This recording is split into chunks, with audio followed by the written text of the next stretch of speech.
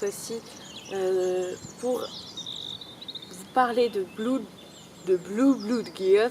Désolé pour mon accent. Et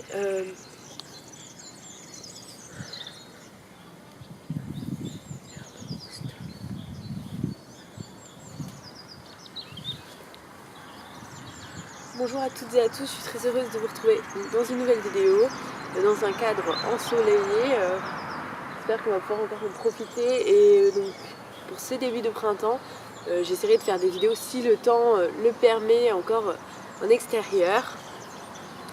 On se retrouve donc non pas pour profiter du beau soleil, mais surtout pour vous parler de Blue Blood Gears, donc un manga, encore une fois, deuxième manga. Cette fois-ci, donc, ce manga, c'est l'histoire de Kodo, qui est un jeune prince du royaume de la Lune Bleue.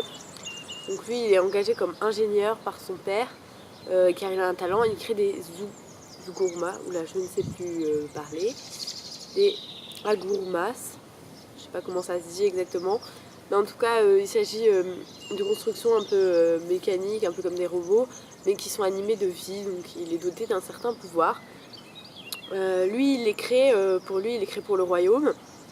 Et s'il fait ça, c'est vraiment pour rendre service aux gens et pour pouvoir aider à la reconstruction, puisque ce royaume est un royaume ennemi, donc celui des sangs rouges, donc sang rouge, sang bleu qui s'opposent. Et ce royaume des sangs rouges, donc, il a l'impression, il pense qu'il les aide à la reconstruction avec ces machines. Bon, en réalité, il découvre au cours d'une nuit où il va voir ce qui se passe vraiment avec ces machines. Il a envie de savoir comment les gens les utilisent, même si son père lui interdit de faire ça. Donc il décide d'y aller, et puis il se rend bien compte que ce sont des machines à tuer. Elles sont utilisées comme machines à tuer, non pas pour aider à la reconstruction. Et donc va s'enchaîner une course contre la montre, une course contre le temps, pour désactiver ces machines et aussi en créer d'autres qui ont l'effet inverse. Donc c'est un combat contre les machines quelque part. Et puis aussi un combat contre la guerre pour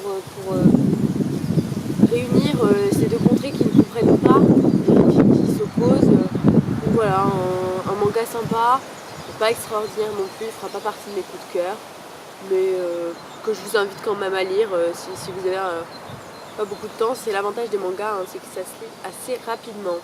Donc ce manga est de Kohei Anao, je pense que je ne l'ai pas dit. Et donc voilà, je vous invite à le lire et à une prochaine fois pour parler d'un autre